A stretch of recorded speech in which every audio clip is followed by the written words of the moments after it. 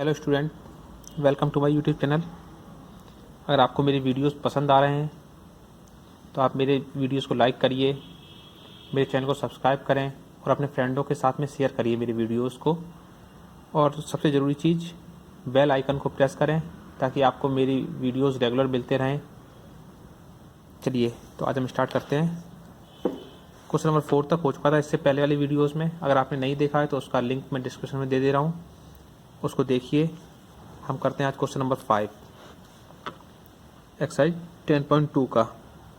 सिद्ध कीजिए कि किसी स्पर्श बिंदु से स्पर्श रेखा पर खींचा गया लंब वृत्त के केंद्र से होकर जाता है। हमें सिद्ध क्या करना है? ये जो लंब जो खींचा जा रहा है स्पर्श बिंदु पर, वो वृत्त के केंद्र से होकर जाता है। चलिए करते हैं क्वेश्चन नंबर 5। तो एक सर्किल ड्रॉ कर लेते हैं।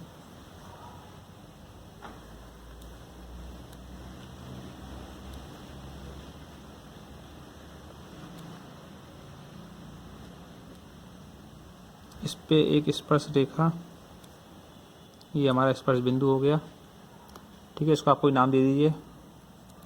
हमने P दे दिया। अब देखिए उसमें ये क्लियर कहा गया था, ये केंद्र O हम मान लेते हैं। उसमें क्लियर कहा गया था एक लंब है, तो ये जो हमारा ये बना OP लाइन, ये लंब है 90 डिग्री। ठीक है ना, क्योंकि ऐसा क्वेश्चन में ही मेंशन था, डाला गया लंब वृत्त के केंद्र से होकर जाता है। हमको दिखाना ये है कि ये पॉइंट O से होकर जा रहा है। ठीक है, देखिए इसको हम करेंगे कैसे सॉल्व। ये आप कोई रेखा मान लीजिए, स्पर्श रेखा, इसके पॉइंट हो जाएंगे, इस वाले पॉइंट को A B, इस पर ये हमने लंब डाल दिया था। ये वृत्त का केंद्र है। हम इसको सॉल्व करने के लिए वृत्त का केंद्र यहाँ पे मान लेते हैं और कोई और पॉइंट मान लेते हैं, इसको O डैश। ठीक है, इससे हम इसको मिला देंगे, ये हमारी रेडियस हो जाएगी OP। अब हम उसका एंगल प्रूफ कर देंगे कि दोनों एंगल इक्वल हैं। जब दोनों एंगल इक्वल हैं तो इसका मतलब ये होता है कि ये दोनों लाइन एक ही हो जाती हैं। अदरवाइज़ ये एंगल छोटा होना चाहिए था और ये वाला एंगल बड़ा होना चाहिए था। अगर समझ में आ गया है तो आप लोग कर सकते हैं अपने आप, नहीं आया तो मैं कर रहा हूँ, मेरा देखें उसके बाद आप लोग करें। तो सबसे पहले जो आपने किया है ड्रॉ, उसको हम लोग मेंशन कर देते हैं। तो क्या था, माना O वृत्त का केंद्र है, माना O वृत्त का केंद्र है। इस पे AB एक स्पर्श रेखा है और P स्पर्श बिंदु है। AB एक स्पर्श रेखा है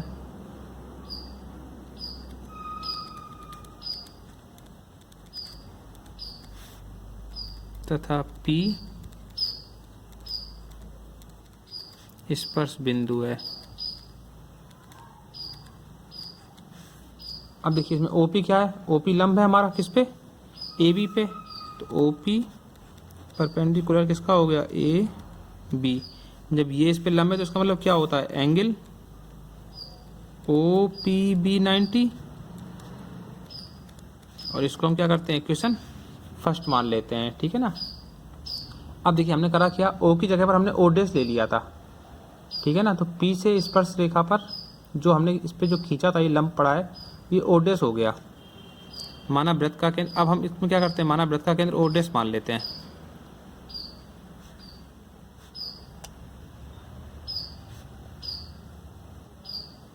माना वृत्त का केंद्र O डैश है। अब देखिए P से स्पर्श रेखा पर खींचा गया लंब O डैश से होकर जाता है। बिंदु P से, बिंदु P स्पर्श बिंदु था, बिंदु P से स्पर्श रेखा पर खींचा गया लंब वृत्त के केंद्र हमने क्या माना था? O डैश से होकर जाता है। ठीक है ना, ये देखिए क्या था, यहाँ से इन्होंने कहा था कि आप लंब डालिए वृत्त के केंद्र पे, तो हमने वृत्त के केंद्र से लंब डाला। और ये आपने प्रमेय में पढ़ भी रखा है, थ्योरम 10.1 में, कि जब केंद्र से कोई स्पर्श बिंदु पर कोई लाइन खींची जाती है तो क्या हो जाती है वो 90 डिग्री की हो जाती है, ये त्रिज्या हो जाएगी अगर हमने इसको केंद्र मान लिया ओ डैश को। तो ओ पी आप यहाँ पे लिख भी सकते हैं, ओ पी एक त्रिज्या है, ओ डैश पी एक त्रिज्या है, ठीक है ना। तो क्या हो गया, अतः अब ये जो एंगल बनेगा आपका ये भी 90 डिग्री का बनेगा, अतः angle O dash P B equal to 90 degree. आप यहाँ पे चाहे तो लिख दीजिए पिरामिड 10.1 से, ठीक है ना। ये हो जाएगी इक्वेशन सेकेंड।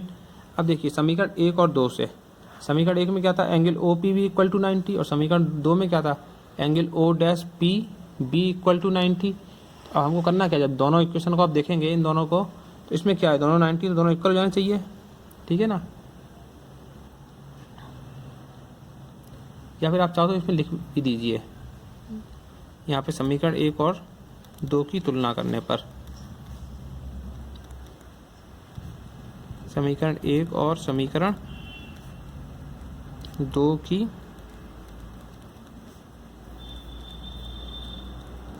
तुलना करने पर देखिए क्या हो जाएगा, यहाँ से एंगल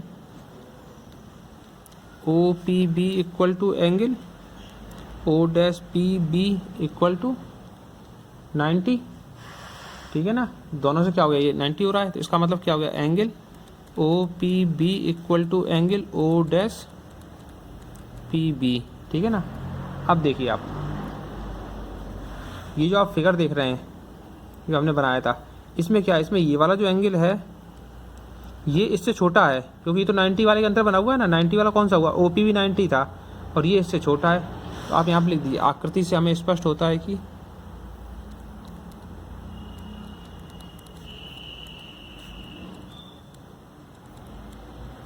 आकृति से स्पष्ट होता है कि कौन सा एंगल छोटा है, देखिए ओ डैश पी बी, ठीक है ना। ये छोटा है, स्मॉलर किससे, smaller than O P B से। तो आप इसमें निशान ला के मेंशन कर दीजिए, angle O dash P B is smaller than angle किससे, ओ पी बी से, ठीक है ना। ये इससे छोटा हो गया। अब क्या हो जाएगा, अतः देखिए जब ये इससे छोटा हो गया तो क्या हो गया, ये संभव ही नहीं हो सकता है, क्योंकि दोनों 90 डिग्री हैं। हम यहाँ पे दोनों क्या दिखा रहे हैं, 90-90, और यहाँ पर आप फिगर से क्या आ रहा है, ये इससे छोटा है, तो ऐसा पॉसिबल हो ही नहीं सकता है, ठीक है ना। अतः angle O dash P B equal to angle O dash P B equal to angle O P B, ठीक है ना। संभव नहीं है, या तो ये बराबर नहीं होगा 90-90 का नहीं होगा, या फिर ये छोटा नहीं होगा।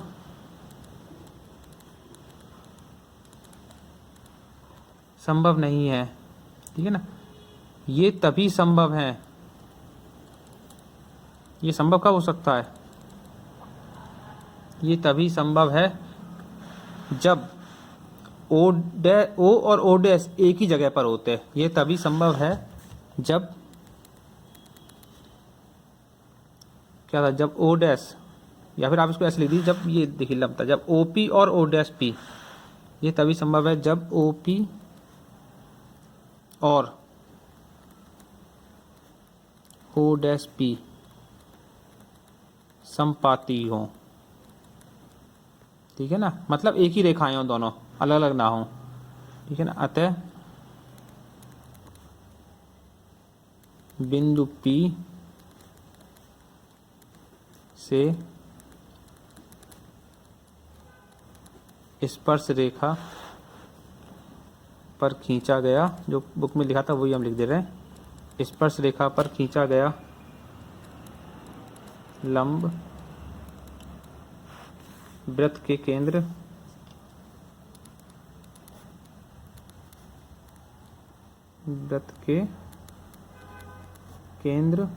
O, जो हमने माना था O से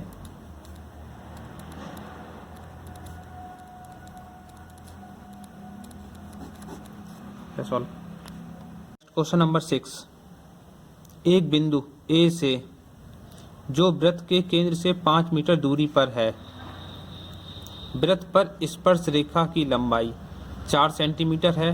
वृत्त की त्रिज्या ज्ञात कीजिए। बहुत इजी क्वेश्चन है, अगर आप फिगर ड्रॉ कर सकते हैं इसको पढ़ के तो बहुत इजीली सॉल्व कर सकते हैं। चलिए करते हैं क्वेश्चन नंबर 6। स्पर्श रेखा स्पर्श बिंदु की जब भी बात होगी तो हमको एक स्पर्श रेखा और स्पर्श बिंदु बनाना है। तो क्वेश्चन नंबर 6 करते हैं। ठीक है, तो देखिए स्पर्श रेखा एक बनाने के लिए सबसे पहले एक सर्किल बना लीजिए। इस पे कोई भी आप क्या कहते हैं, इस पॉइंट को ले लिया हमने, मान लीजिए यहाँ से हमने एक, ये हो गया हमारा पॉइंट, ठीक है। और इस पे से ये वृत्त का केंद्र हो गया, केंद्र हमेशा ओ मान लीजिए आप, और इससे इसको मिला दीजिए स्पर्श रेखा जो थी उसके बिंदु को। ठीक है, नाम दे दिए कुछ भी, ये हम ए नाम दे देते हैं, इसको हमने बी नाम दे दिया। नाम आप कुछ भी दे सकते हैं जो भी आपको अच्छा लगे। पी क्यू एल एम, ये 5 सेंटीमीटर दी गई थी और ये दी गई है 4 सेंटीमीटर। अभी हमने कैसे लिख दिया 5 और 4, आप इसको समझने के लिए थोड़ा सा क्वेश्चन को पढ़ें फिर से। देखिए एक वृत्त के केंद्र ए से जो एक बिंदु ए से जो वृत्त के केंद्र से 5 मीटर दूरी पर, एक बिंदु ए से, देखिए एक बिंदु ए से, यहाँ पे नाम दिए हैं भाई, कुछ भी नाम नहीं दे सकते। एक बिंदु ए से 5 सेंटीमीटर दूर, जो वृत्त के केंद्र से 5 सेंटीमीटर दूर था, तो ये था 5 सेंटीमीटर दूर वृत्त के केंद्र से, ठीक है ना। वृत्त पर स्पर्श रेखा की लंबाई 4 सेंटीमीटर, तो स्पर्श रेखा की लंबाई 4 सेंटीमीटर दी गई थी। हो तो वृत्त की त्रिज्या ज्ञात कीजिए, हमको ओ ए फाइंड करना है, ठीक है ना। तो ये देखिए, ये तो इस पर लंब हो जाएगा फिर में 10.1 से, उसके बाद पाइथागोरस लगा दीजिए, इसकी वैल्यू निकाल लेते हैं। तो आप थोड़ा हिंदी लिख दीजिए। माना ओ वृत्त के केंद्र, माना ओ केंद्र वाले वृत्त पर ए बी एक स्पर्श रेखा है, ठीक है ना, जो वृत्त को बिंदु बी पर स्पर्श करती है। लिख देते हैं माना ओ केंद्र वाले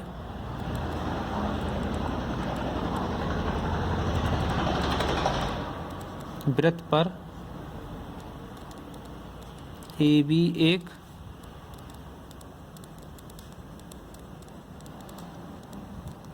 स्पर्श रेखा है, जो वृत्त को किस पे स्पर्श कर रही है, बिंदु बी पर, जो वृत्त को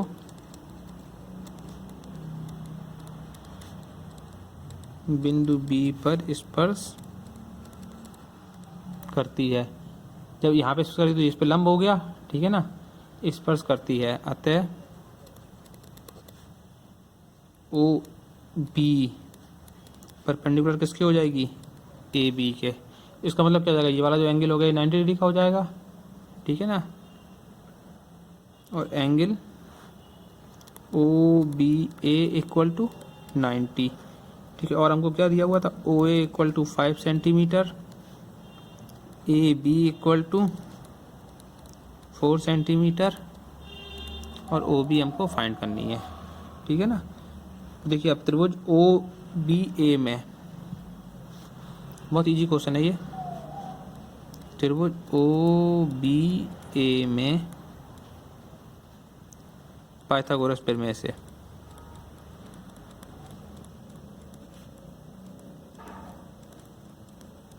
ये क्या हो जाएगा, कर्ण का वर्ग बराबर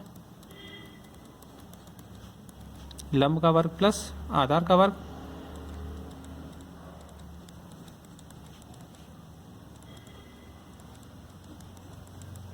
देखिए यहाँ पे क्या था, ये 90 वाला एंगल बनना था इस जगह पर, उसके सामने वाली साइड कर्ण हो गई, ठीक है ना।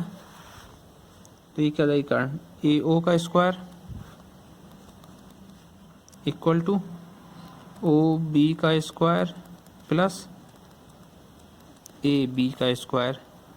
तो यहाँ से ए ओ का square equal to O B हमको पता है, ओ बी निकालनी है, सॉरी ए ओ हमको पता है, तो जिसकी वैल्यू मालूम है उसकी वैल्यू पुट कर देते। तो ये हो जाएगा 5 का square equal to O B हमको फाइंड करनी है, ए बी है 4 का स्क्वायर, ये हो जाएगा 25 इक्वल टू ओ बी का स्क्वायर प्लस 4 का स्क्वायर हो गया 16, इसको इधर भेज देंगे तो 25 minus 16 equal to O B का स्क्वायर, इसमें से माइनस करेंगे तो हो जाएगा 9 इक्वल टू ओ बी का स्क्वायर, ठीक है। यहाँ से ओ बी निकालेंगे तो ओ बी इक्वल टू √9 और ओ बी इक्वल टू √9 हो गया 3 का, ठीक है ना। तो ओ बी की वैल्यू कितनी आ गई, 3 सेंटीमीटर। तो ये हमसे वृत्त की त्रिज्या पूछी गई थी, नीचे आप लिख दीजिए, अतः वृत्त की त्रिज्या बराबर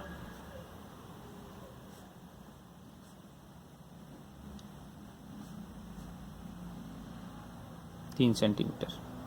क्वेश्चन नंबर 7, दो सकेंद्रीय वृत्तों की त्रिज्याएं 5 सेंटीमीटर तथा 3 सेंटीमीटर हैं।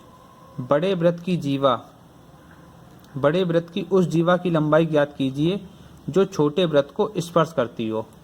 एक ही केंद्र से 2 सर्किल बनाए गए हैं, ड्रॉ करे गए हैं। सबसे पहले 2 सर्किल बना लीजिए जो कि एक ही पॉइंट से होके जाते हो। तो ये हमारा सेंटर पॉइंट हो गया, एक ये हो गया छोटा वाला 3 सेंटीमीटर का, और बड़ा वाला हो जाएगा हमारा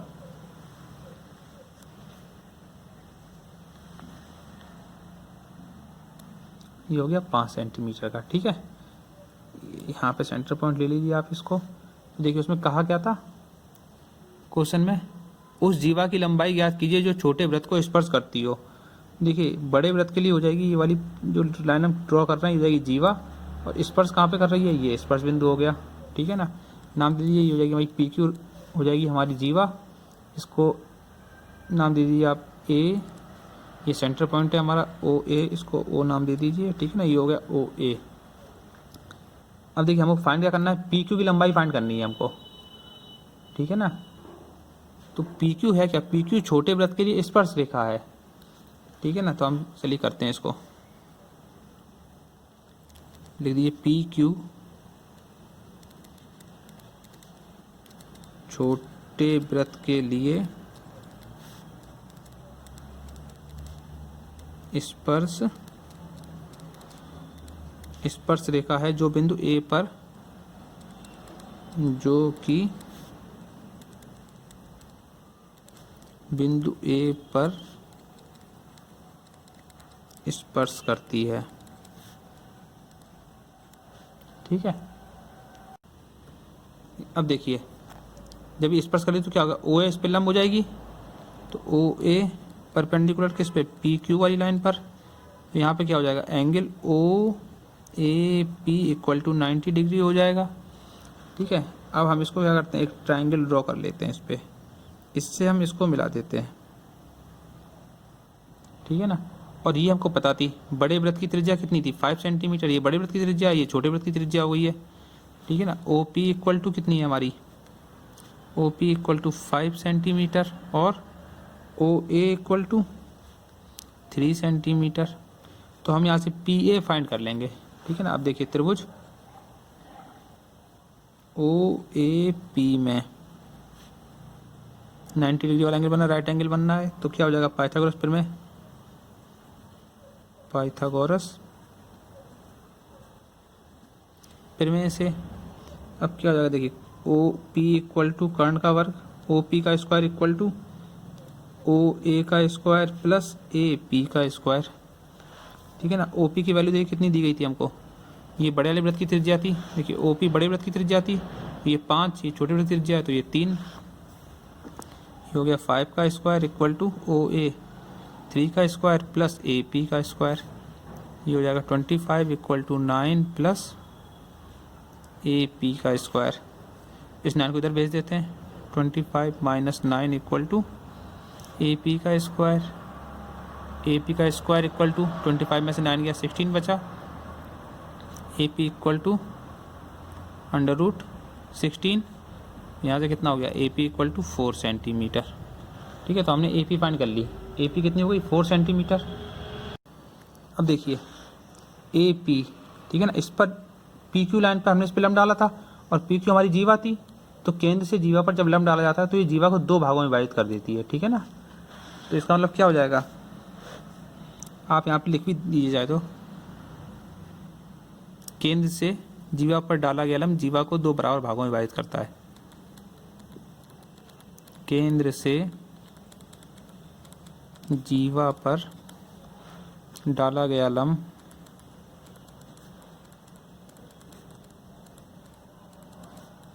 जीवा को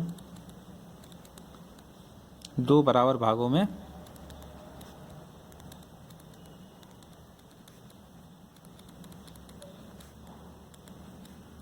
विभाजित करता है। अतः देखिए जब 2 बराबर भागों में विभाजित कर दिया तो क्या हो गया, A P equal to A Q, दोनों बराबर हो जाएंगे, ठीक है ना। अतः A P equal to A Q, देखिए A P equal to A Q हो गया, ले देते हैं। अतः क्या हो गया इसके बाद में, यहाँ पे A P equal to A Q था, इसका मतलब क्या हो गया, P Q equal to,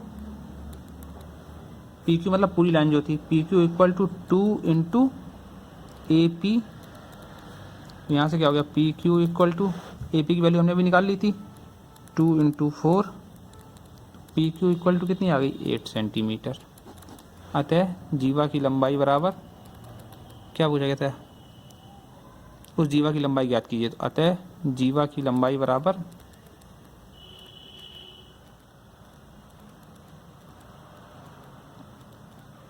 8 centimetre. Question number 8, एक वृत्त के परिगत एक चतुर्भुज ABCD खींचा गया है। देखिए आकृति 10.12, सिद्ध कीजिए कि AB plus CD equal to AD plus BC। देखिए हमको फिगर दिया गया है 10.12, ठीक है ना। इसमें प्रूफ क्या करना है, AB, इसके चारों तरफ एक चतुर्भुज बना हुआ है, ठीक है ना। इसमें हमको AB प्लस सी डी आमने सामने की भुजाएं इक्वल किसके हो जाएंगी, AD प्लस BC के। तो चलिए फिगर आप लोग ड्रॉ कर लीजिए, क्योंकि फिगर तो बुक में बना ही हुआ है, कोई प्रॉब्लम नहीं होगी। करते हैं इसको सॉल्व। यहाँ पर फिगर मैंने बना लिया था, हमको क्या प्रूफ करना था, AB प्लस BC, वो sorry AB plus CD equal किसके था, AD प्लस BC के, ठीक है ना। तो देखिए इसको प्रूफ करने के लिए क्या करते हैं, बाह्य बिंदु जो भी होता है, इस बिंदु से देखिए हमने इस पे स्पर्श रेखा जा रही है, बिंदु A से बिंदु P पे मिली, और बिंदु A से ही किस पे मिली है, बिंदु S पर मिली है। सेम ऐसे ही बिंदु B से बिंदु P के लिए एक स्पर्श रेखा टच करा है, और बिंदु B से बिंदु Q के लिए टच किया है। और आप लोगों ने पढ़ा है क्या, जब किसी बाह्य बिंदु से स्पर्श रेखा टच करती है तो ये क्या हो जाती है, स्पर्श रेखा इक्वल हो जाती है। ये थ्योरम थी, है मैंने आपको करवाई भी थी, समझाया था आपको, ठीक है ना। जिसने नहीं देखी है वो मेरे पिछले वाले वीडियो देखिए, उसमें आपको मिलेगी। एक्सरसाइज 10.2 जब स्टार्ट करी थी तब मैंने आपको डिटेल में बताई थी उस थ्योरम के बारे में।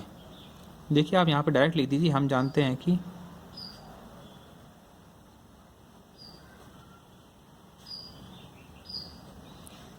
एक ही वृत्त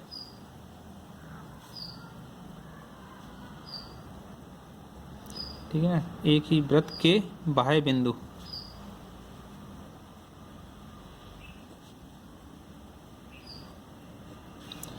बिंदु से वृत्त पर खींची गई, बाह्य बिंदु से वृत्त पर खींची गई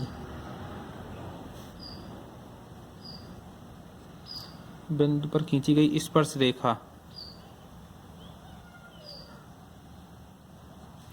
रेखा की लंबाई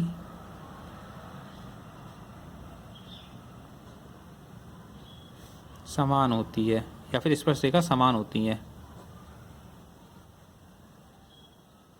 देखिए अब क्या हो जाएगा इससे, AP इक्वल टू AS, ठीक है ना, ऐसी BP इक्वल टू BQ, जितनी भी इसमें दी गई हैं सभी बराबर हो जाएंगे। अब ऊपर देखिए DR इक्वल टू DS, ठीक है ना।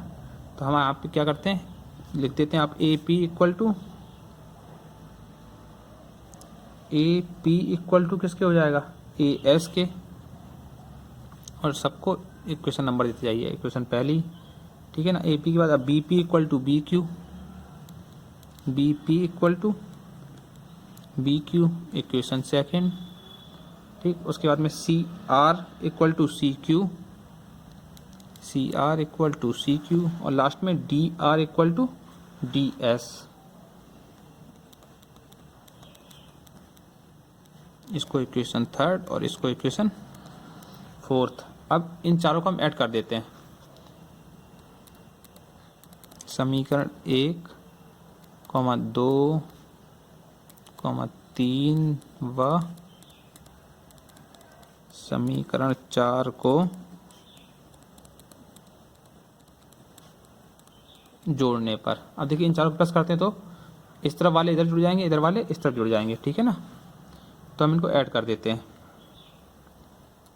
AP plus BP plus A P plus B P plus C R plus D R equal to A S plus B Q plus C Q plus D S.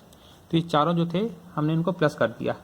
अब देखिए हमको proof क्या करना है, A B और A B हमको कैसे मिल सकता है, A P plus P B या बी पी। तो देखिए यहाँ पे क्या था, A P plus B P, तो इसको आप एक ब्रैकेट में लिख लीजिए, आपको दिखाई पड़ने लगेगा A P plus B P plus, देखिए और क्या प्रूफ करना था, सी डी हमको कैसे मिलेगा, C R plus D R या आर डी। तो C R plus D are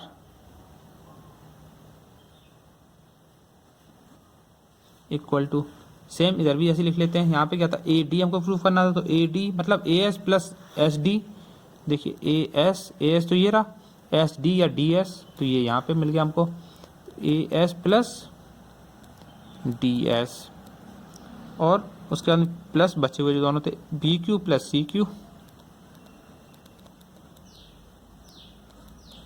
अब देखिए A P plus C R, A P क्या हो गया हमारा, A P plus B P equal to हो गया ए बी, तो हम इसको लिख देंगे ए बी प्लस, अब देखिए C R plus D R equal to क्या हो गया, सी डी, तो plus C D equal to A S plus P S, A S plus D S, sorry A S plus D S equal to क्या हो जाएगा, ये A D और plus last में B Q plus C Q हो जाएगा हमारा B C. ठीक है, और यही हमको प्रूफ करना था।